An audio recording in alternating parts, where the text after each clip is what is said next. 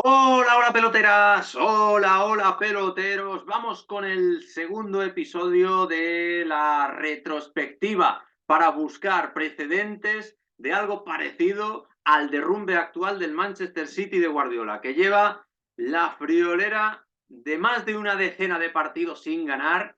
Ya tenemos que actualizar el dato respecto al último día porque ya son más partidos después del 1-1 contra el Everton.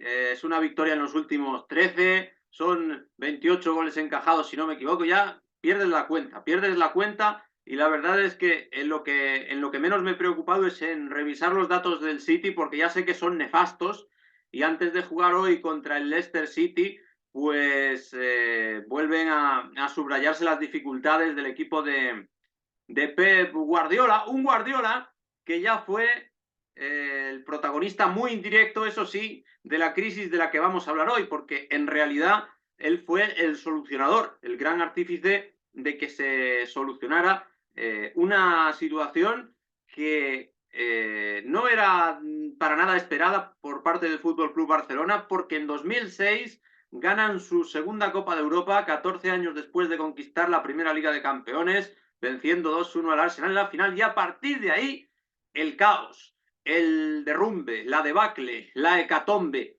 hasta tocar fondo con un punto crítico y humillante, que no fue otro que recibir 4-1 del Madrid después de hacerle el pasillo en el Bernabéu a un campeón de liga que le acabaría sacando 18 puntos. Eso fue el 7 de mayo de 2008. Lo de los 18 puntos definitivos no, eso fue al final, pero el pasillo fue el 7 de mayo de 2008. Y desde 2006 en adelante llega la crisis del Barça en una primera temporada después de ganar la Champions en la que le tocaba defenderla y en la que el menor de los problemas fue la manera en la que cayó en la Copa de Europa, porque al fin y al cabo le tocó, después de ser segundo de grupo con el Chelsea, superado por el Chelsea de Mourinho como primero, le tocó en suerte o en desgracia, mejor dicho, el Liverpool de Rafa Benítez, cuando Rafa Benítez era uno de los mejores entrenadores del mundo, no como ahora. Y cayó por 1-2 y luego no pudo remontar, pero se quedó a las puertas, 0-1.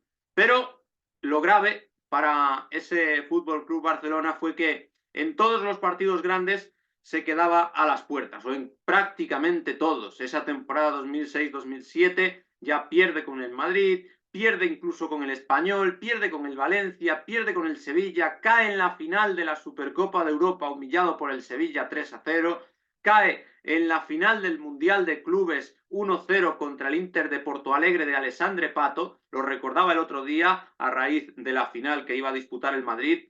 Es uno de los últimos años en los que el campeón de Europa no ha podido alzarse con este trofeo intercontinental barra mundial de clubes. El último, si no me equivoco, fue el Chelsea contra el Corinthians en 2012 y el penúltimo fue el Barça en esa 2006-2007. Por lo tanto, iba dando síntomas de agotamiento, iba decayendo poco a poco, sin prisa pero sin pausa, hasta el punto de acabar sufriendo la Liga de las Remontadas, la del tamudazo, la que el Madrid se llevaría con goles del difunto José Antonio Reyes el último día contra el Real Mallorca, después de que en la jornada anterior, en menos de un minuto, cambiaran la situación de la clasificación con el gol de Tamudo, que fue con la mano, y con el Madrid marcando por medio de Van Nistelrooy en la Romareda. En menos de un minuto se dio la vuelta a la tortilla en esa temporada 2006-2007 en la que el Barça, aparte de la Supercopa de España, no se llevó títulos cuando defendía pues prácticamente todos, Liga y Champions. Y la Liga la perdió con eso de la Liga de las Remontadas y la Champions se la dejó por el camino contra el Liverpool de Rafa Benítez en Copa del Rey. Para mayor humillación, el Getafe, pese a que en la ida el Barça había ganado 5-2 con el famoso gol de Messi que recuerda al de Maradona en México 86, el Getafe, digo, le remontó ese 5-2, ganó 4-0 en la vuelta y ya dejó al Barça sin la posibilidad de levantar ningún título gordo en esa temporada 2006-2007. Pero es que yo creo que lo peor estaba por venir.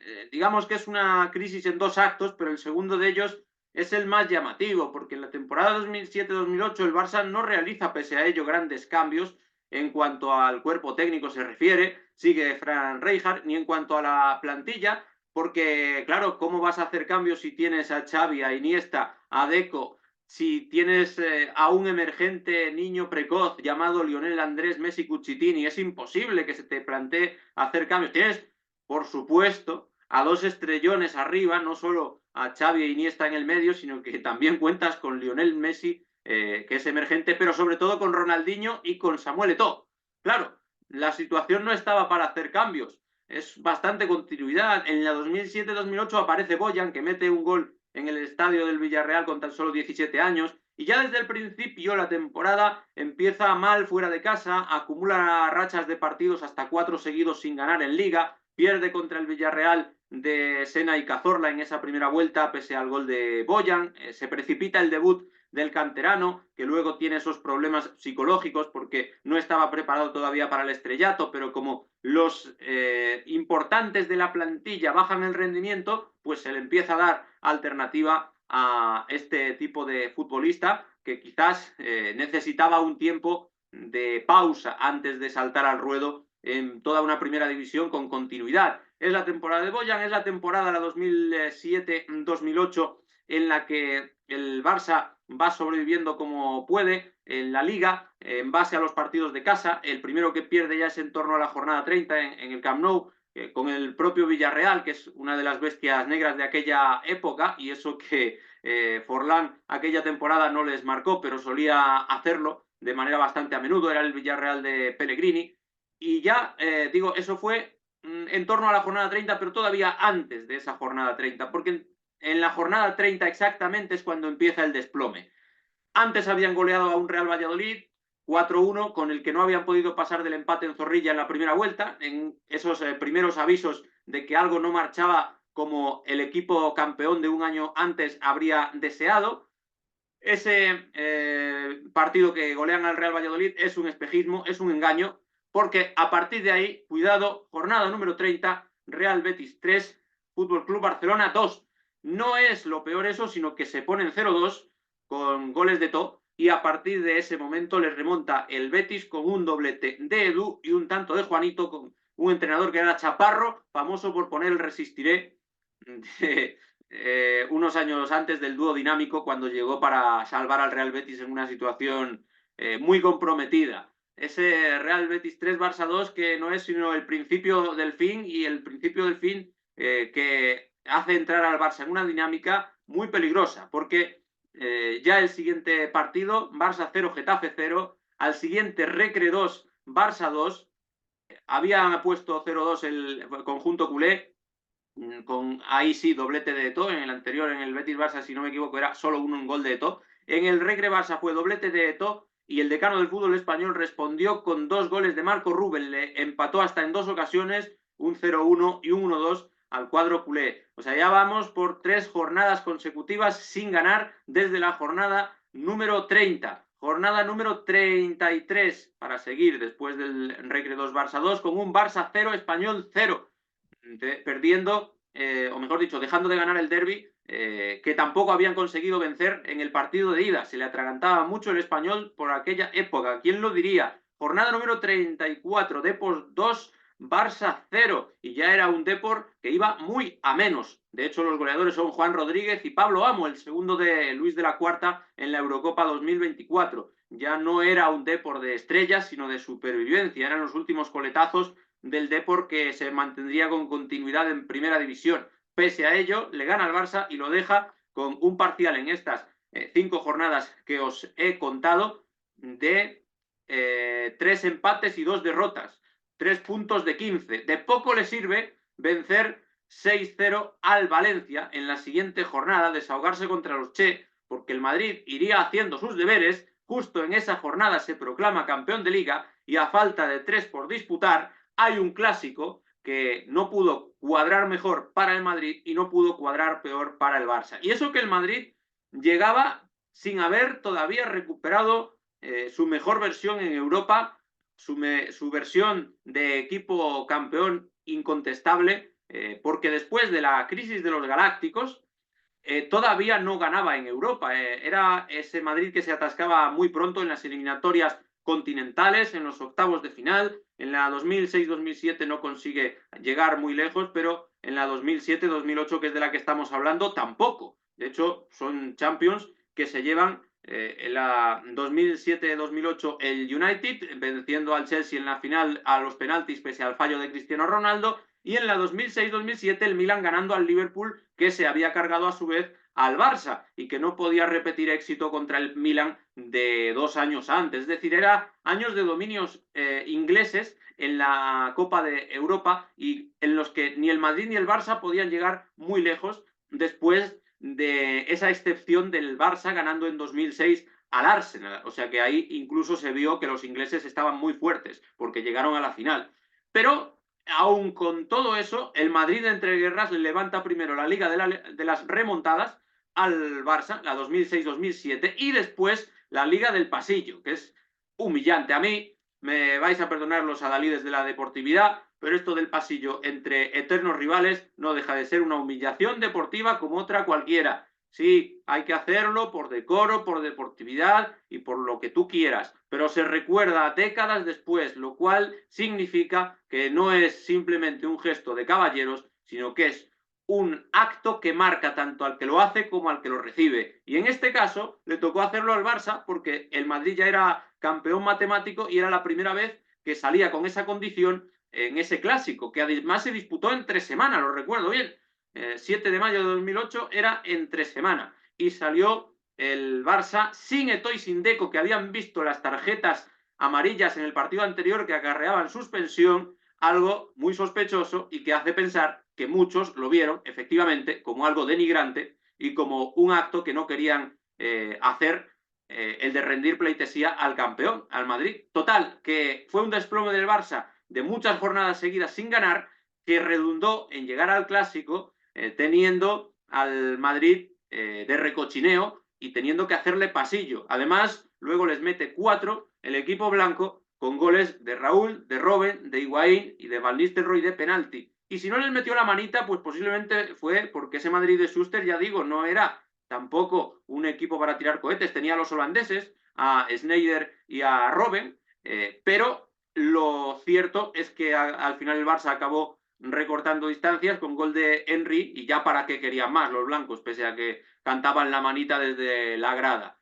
Luego ya las 2 últimas jornadas fueron el descabello, Barça 2, Real Mallorca 3 y Real Murcia 3, Barcelona 5. Es curioso que el Real Murcia jugara los últimos partidos contra el Madrid de Queiroz de 2004 y contra el Barça humillado de 2008. Ahí gana el Barça 3-5 y mete un hat-trick Giovanni Dos Santos. Cosas veredes, amigo Sancho, cosas impensables. Pero entre medias hay una frase muy famosa de Joan Laporta, que sabemos que es el gran trilero del fútbol español, un hombre que si los cuentos fueran realidad tendría una nariz que le llegaría al suelo, y prueba de ello son los discursos con los que suele arengar a las masas. En aquella ocasión, en abril de 2008, dijo: ¡al loro! ¡Que no estamos tan mal, hombre! Y claro, decir eso y que al mes te meta 4 el Madrid y le tengas que hacer un pasillo, pues como que no casa del todo. Evidentemente no casa ni por asomo, ni de guasa. Y claro, a la temporada siguiente, la transformación, igual que el Madrid de los Galácticos, tardó mucho en volver a su esencia en Europa. De hecho, hasta que no llega Mourinho no vuelven a tocar esas semifinales de Champions y se recupera a base de ligas en las que destroza al Barça como esta de 2008, pero no se recupera tan rápido. Bueno, pues el Barça de Guardiola, ahí lo tenemos, en 2009 campeón de Europa, campeón de todo, del sextete, de Liga, de Copa, de las Supercopas, del Mundial de Clubes, etcétera, etcétera, etcétera.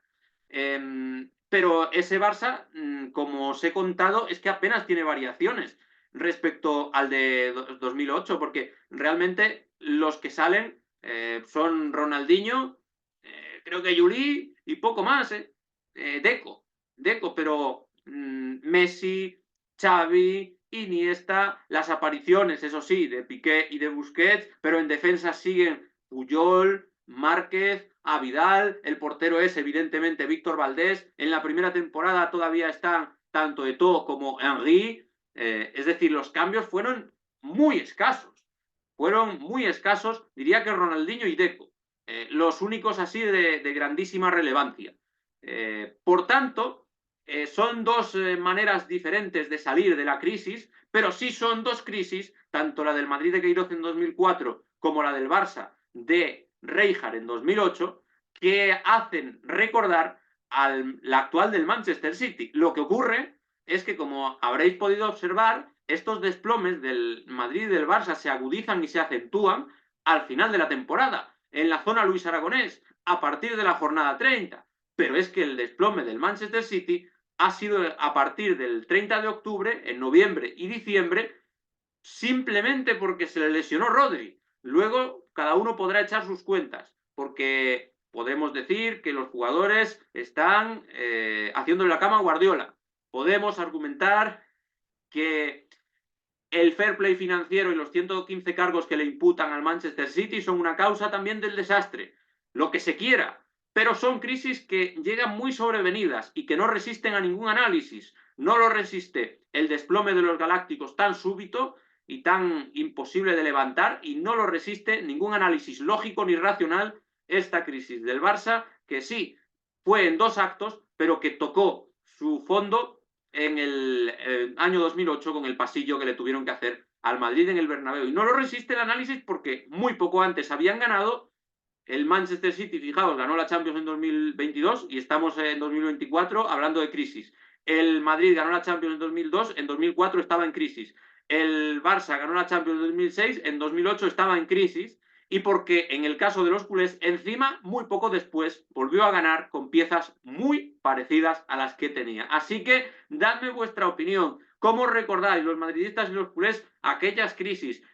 Hoy os toca disfrutar a los madridistas del relato del pasillo que os tuvieron que hacer los culés, y os toca a los culés recordar pues cómo aquello acabó como un polvorín, con Laporta sometiéndose a una moción de censura, etcétera, etcétera, etcétera, y saliendo muy mal en esa primera etapa como presidente del Fútbol Club Barcelona. Tú, de todo ello podemos hablar, como acabo de hacer yo, en los comentarios. Quiero que le deis difusión al vídeo, que me digáis semejanzas, diferencias de las crisis del Madrid, del Barça, del City, cómo recordáis aquellos tiempos. Si os gustan estos vídeos vintage, dadle like, suscribíos, dadle caña al vídeo. Nos vemos pronto y hasta la vista.